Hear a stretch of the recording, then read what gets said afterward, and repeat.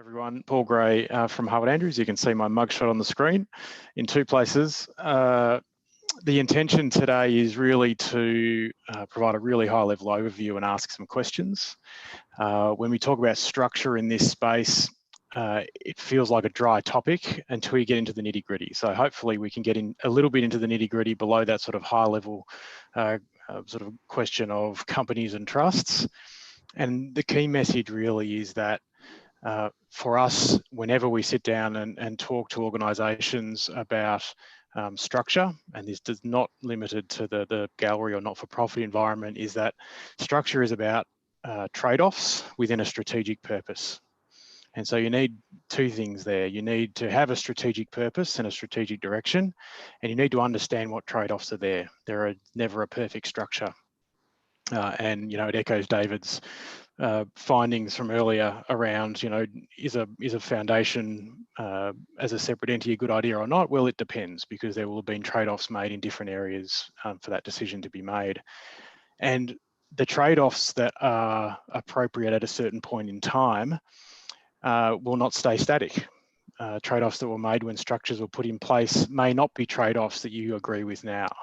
And therefore, although we say, hey, this is what we are from a structural perspective, the mind shift that we encourage people to have is that, well, structures are never set in stone. Although we hear about restructures happening in big organisations all the time, it's not just for big corporates. It's not something to be afraid of, and can be a necessary step to achieve some of your strategic goals. So today, if we go to the next slide, is just the three things that we're going to look at. We're going to run through the landscape, the what is out there, you know, what sort of structures are out there, what sort of interaction is there, what sort of assets and decision making exist, and who are the regulators.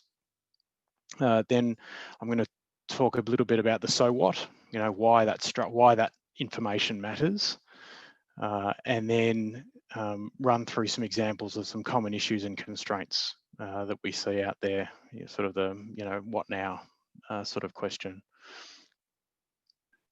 And so the landscape, moving on to the next slide, is that from what we see out there, if you look at a gallery in a very broad sense, it has multiple hats, has multiple legal entities. Many have more than two. There is inevitably a gallery entity, when not legal or separately incorporated. There is often a council involved, and there is also often an external body or two, be that a fundraising foundation or, you know, a Friends of the Gallery type organisation floating around. And within that framework, again, we see a wide range of the entities involved, everything from a business unit within a council to an incorporated association to a company limited by guarantee.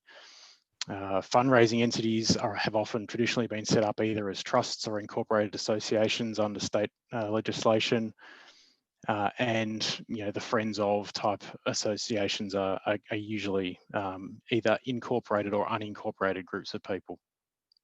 And what falls out straight away is that we have multiple groups of people making multiple decisions, and there is rarely that strategy that we talked about right at the start.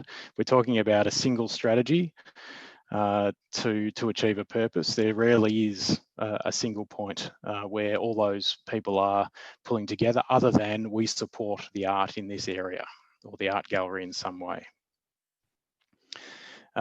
Into that mix, we throw the various regulators. So depending on what you are, you'll have a state-based incorporated association legislation. Registered charities will be regulated by the ACNC. Companies will have ASIC and a mix of the ACNC. And of course, anyone seeking deductible gift recipient status will have the Australian Tax Office, usually through the ACNC as well. Of course, I'm not going to get into all the state-based fundraising regulations that need to be complied with as well. The other thing we see is the diversity of different types of relationships between each of these, what I'll call entities. So we see an ownership relationship. So for instance, a gallery wholly owned by a council, for example, a sole member of an incorporated association, and that gives the council an ability to control a board, change the constitution, etc. Whether it does so or not depends on the nature of its involvement.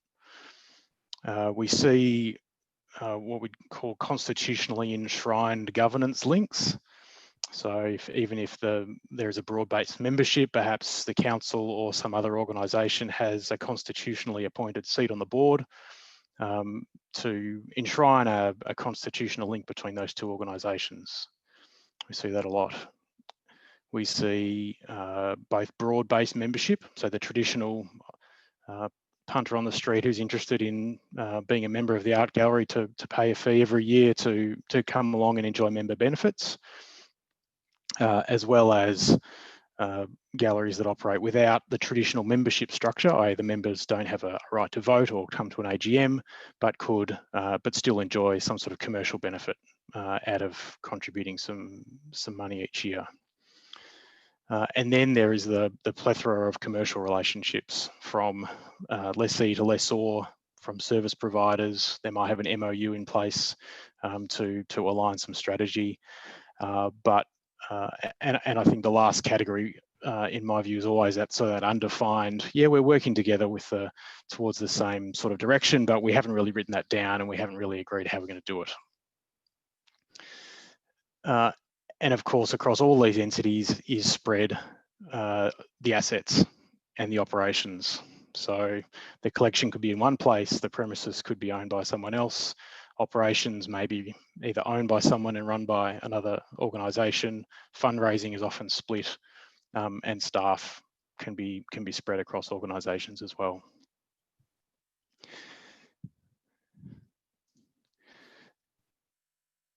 So if we look at the next slide, which is why all this matters, I think there's two examples I'll use because I think we can see why all this matters, because it drives behaviour and it drives decision making.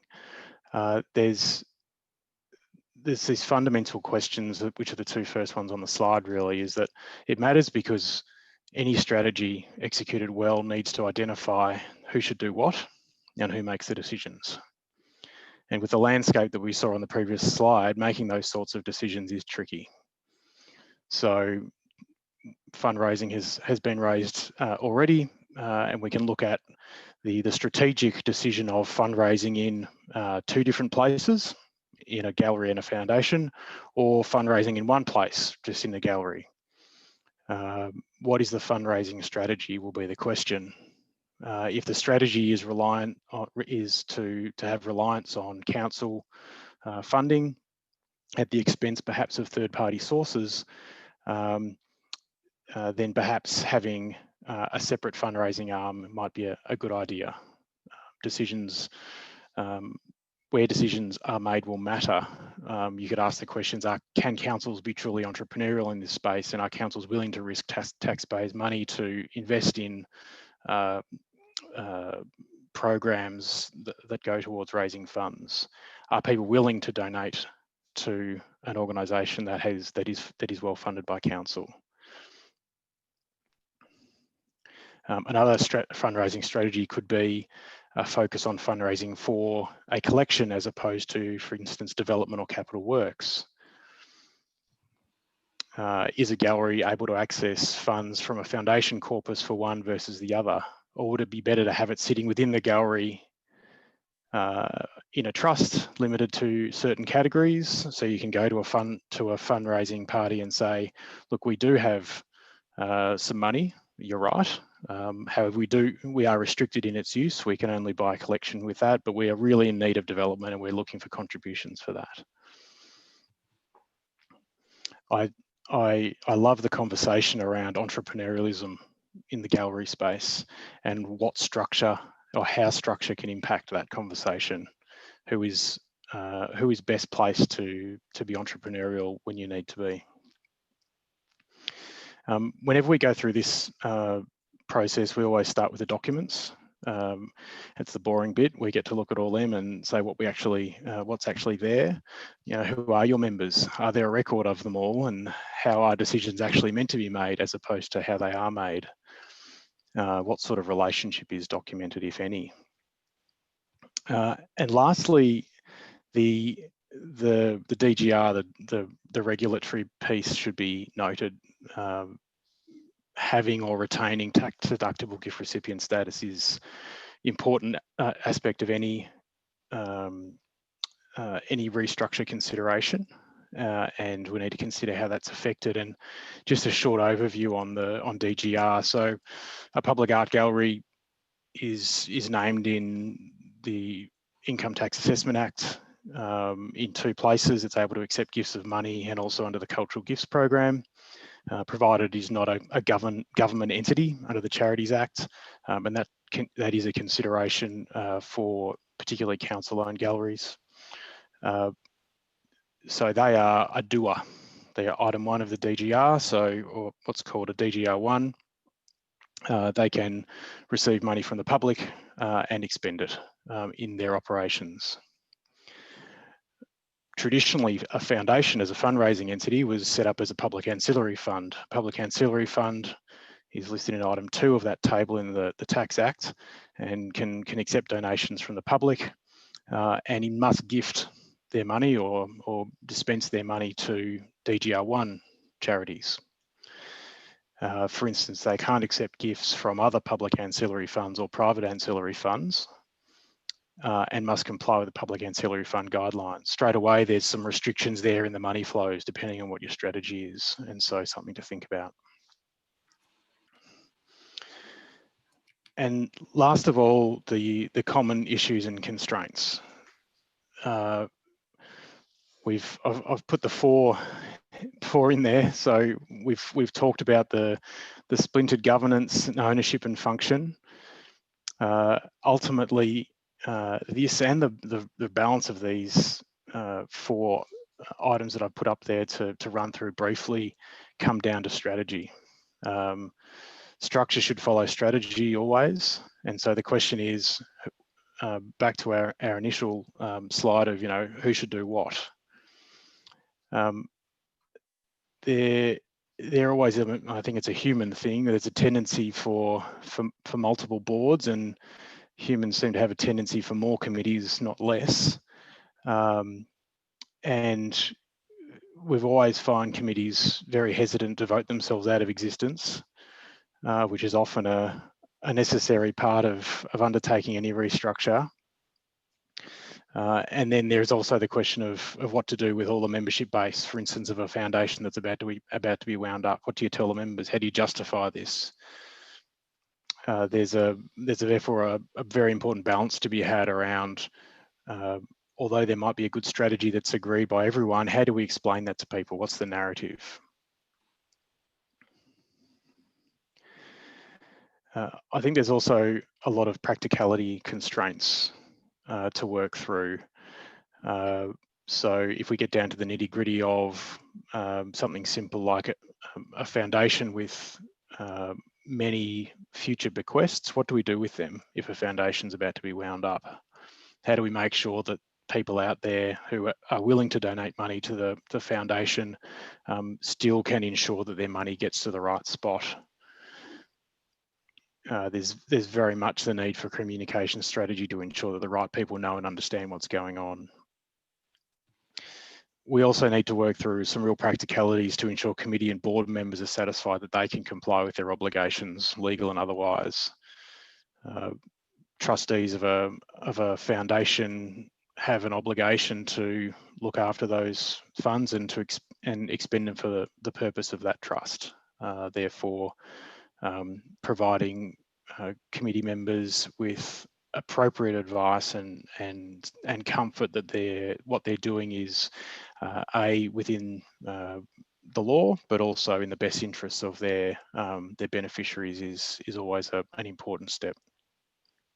Overall, we find regulatory hurdles are generally able to be overcome throughout this. The last people the last point there is really the crux of this, is that the structure piece, in a sense, is easy. We can draw a diagram on a piece of paper and say, let's move from point A to point B. The people problem is the challenge, and identifying and understanding those trade-offs and coming to an agreement with that diverse group of stakeholders is always a challenging environment. And I think that's probably the takeaway point from this very short summary of structural issues is we can get bogged down in the structure, but we should never lose sight that it is people ultimately that are running these things, and ensuring that people are on the same page, that everyone's pulling in the same direction, and they understand the trade-offs that are being made, and there's never going to be a perfect outcome here. Perfect structure for every occasion is sort of 80% of the work done. The structural changes and mechanics can look after themselves from there. And with that, I'll finish up. Thanks, David. That's great, Paul. Thank you for a really effective intro and overview of some of the key issues. And I'll just pick up on your last point before we move on, what you call the people problem, because whether the decision makers in determining whether you do move from one structure to another are a group of councillors or hundreds of members or something else, there's a whole journey that they need to be taken on. And that means whatever you've decided, there needs to be a change management and a communication strategy to get people to understand the reasons you're doing it, the benefits, and to take and understanding the key decisions that need to be made, and to understand the trade-offs that you've talked about too. So I think those are really important points. I'm not saying it's necessarily easy to sort out what's the right structure, but once you have arrived at that decision, in a sense, you're kind of at the beginning of a journey rather than the end of a journey. So picking up on that point, but also one of your opening comments, which is it would be nice to look at some of the nitty-gritty and not just the high-level issues and principles. I'm going to move on to invite Rebecca from Shepparton to talk a bit about the experience that she and her colleagues have had over the last few years, because they've been going on this journey. So this is real life example of how some of this has unfolded, and I thought it'd be really interesting for participants to hear some of this from Rebecca, and then have the opportunity to ask us some questions later as well.